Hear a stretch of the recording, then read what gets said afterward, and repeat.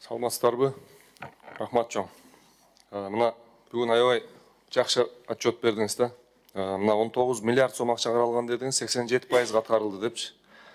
Қалған 13%. Эмне себептен атқарылбай қалды? Же үнемделді? Бізде азыр ноябрь-декабрь айында ал ақшаларды қалабыз. Демек жылдың аяғына чейин освоение кылынат, Бактыбек Асаевич, мен да жооп коеюн. Саламатсыздарбы, урматтуу Музбек Кошалевич, депутаттар. Бактыбек Асаевич, туура айттыңыз, 87% бүгүнкү күнгө, бирок бүгүнкү күндө дагы бизде жасалган жумуштардын отчеттор эми келип атат да. Азыр бизде толук освоить этип бүтөбүз бул сумманын баардыгын. Рахмат. Мына салмактык габариттик контролдоо боюнча Оштон ноокатка чыгып баратканда ошол жерде жана весовой контроль турат да. Ошол жерден оор жүк ташуучу машиналарга канча перегруз болсо канча штраф салынат, канча айып салынат? Килограммына карап салынабы же материалдын түрүнө карап салынабы? Ушул боюнча бир айтып койсоңуз. Туура айтасыз. Ал весовой контроль боюнча бизде мыйзам бар. Бизде ар бир очко 8 тоннадан ашпаш керек.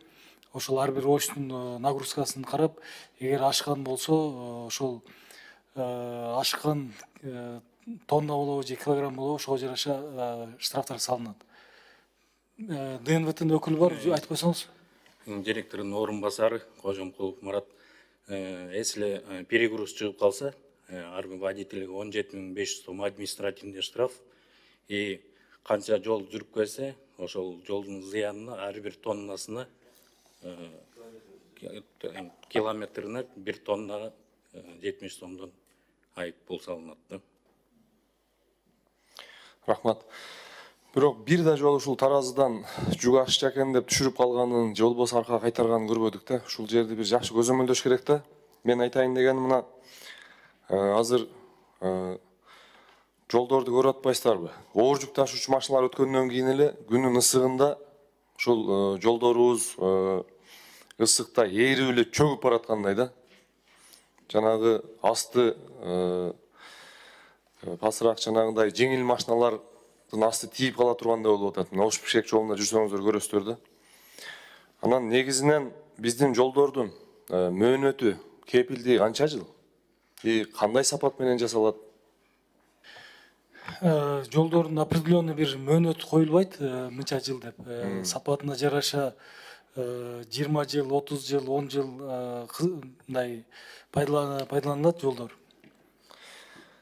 Мен айтайын дегеним, мына Союздан калган метод менен жасалып атат да биздечи. Ушуну бир мына жаңы технология менен, жаңы методдорго өтсөк да, мына ГОСТ жана стандартты бир өзгөртүү киргизиш керек да, ушуга бир сунуш берип өзгөртсөңүздөр. Жаңы методго өтүшүбүз керек. Мына Европанын жана башка мына ысык өлкөлөргө деле барсаңыз, плюс 45-50 градуста жолдор эчтеке болбойт да. А бизде эле күн 30-35 градус болгондо эле жолдорубуз ээрип эле, чакыштар үстүнө чыгып эле, оор жүк ташуучу машиналар өтсө, жолдорубуз ээрип эле чөгүп кетип атат да. Шуну бир жаңы технологияга өтүп, ГОСТ өзгөртүш керек деп мен сунуш берет элем да. Анан мына азыр кесиптешим да айтып өттү, Кытай, Кыргызстан, Өзбекстан темир жолу боюнча. Ушуну биздин кыргыз компаниялары жасайбы же башка чет өлкөлүк компаниялар жасайбы? Бул боюнча бизде совместный предприятие түзүлдү, СП түзүлүп азыр 3 мамлекеттин ортосунда. Ошол СП ишин алып барып атат, бирок негизинен генералдык подрядчик бар. Бул боюнча Кытай тараптын China Railway деген компаниясы, булар ТОсундагы проектисиндан ошолор жасаган. Бүгүнкү күндө алар тендерге коет. Тендерге койгондо биздин компаниялар деле катышса болот, ички. Катышса болот. Сен мен айтайын дегеним, өзүбүздүн компаниялар деле азыр мыкты компаниялар бар да. Ушуларга деле бир өзүбүздүн жергиликтүү компаниялар катышып буткан болсо, буларга деле биздин жарандарыбыз жумуш менен камсыз болуп, ошол жерде бир топ акчалар Кыргызстанда калат эле да. Анан Ош, Баткен, мына Разах жолу боюнча. Азыр орун басарыңыз айтып өттү, 19 километр Ноокат аймагынан өткөн жерге, Ноокат районунан өткөн жерге 19 километр жасалды дедиңиз. Дагы канча километр калды ушул Кызылкияга чейин, Ноокаттан Кызылкияга чейин? 28 километр. 28 километр. Демек 45 чакырым жасалыш керек, жалпысы. 47 болуш керек. 47? 47. Анда 28 километр. Калып атабы ошону? 29 километр калыптыр. Биз немеге чейин, Караванга чейин Караванга чейин. 28 километр. Ушул жол 25-тин планына киргенби? Кудай буюрса 25-жылдын июндун акырына 1-июлга бүтөбүз, Кудай буюрса. Жакшы. Өтө жакшы болот. Себеби Ноокаттын мына Ынтымак, Кулатов, 12 бел, Төлөс, Бел, Кайрагаш, Жаңы Ноокат бүт ошол батыш зона ошол жактан каттайт да. Ноокаттын эле ушул батыш зонасы эле эмес, жалпы Баткен облусу, мына Кызылкия шаары бүт керек болсо Өзбекстан, кошуна өлкөлөр да ушул жол менен каттайт да. Ушуну жакшы кылып, сапаттуу кылып бүтүрүшүн өзүңүздөр да көзөмөлгө алышыңыздар керек да. Анан дагы ушул жерде бир айта кетчү нерсе, ушул Ош Разах жолунда биз айланпа жолду да пландаштырып аттык эле. Ушул маселе каралды Ноокаттын ичинде. Мына азыр ушул биздин борбордук жолубуз Ноокат шаарынын ичин аралап өтүп атат да. Ушуну жанагы автоунаа тыгындарын жоюш үчүн айланпа жолду киргизишибиз керек да. Ал боюнча долбоор барбы сиздерде? Ушул каралып атабы? Кандай болуп атат? Бактыбек Асамедович, бул боюнча долбоор бүтүп калды. Кудай буюрса, ал айланпа жолду дагы 2025 баштап кура баштайбыз. Ал уже кайсыл жактан кура турганыбыз аныкталды. 15 километр жол болот. Аны 2025-тен баштайбыз андан. Рахмат. Аябай жакшы болот эле ушул айланпа жолду ачсакчы. Анан дагы бир маселе, мына Кыргыз темир жолунун жана ичиндеги проводниктердин да кайрылуу келип атат да. Биздин айлыгыбыз 20 000 сом.